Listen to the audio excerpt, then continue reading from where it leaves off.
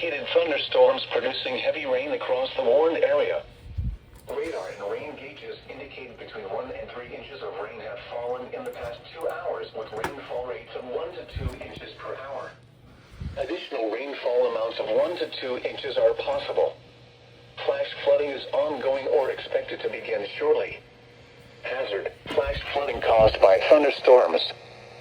Source: radar. Impact: flooding of small creeks and streams, urban areas, highways, streets, and underpasses, as well as other poor drainage and low-lying areas.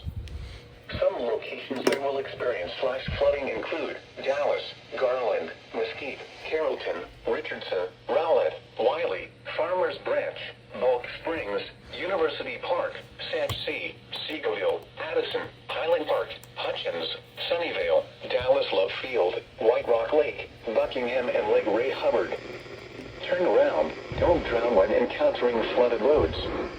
Most of flood deaths occur in vehicles.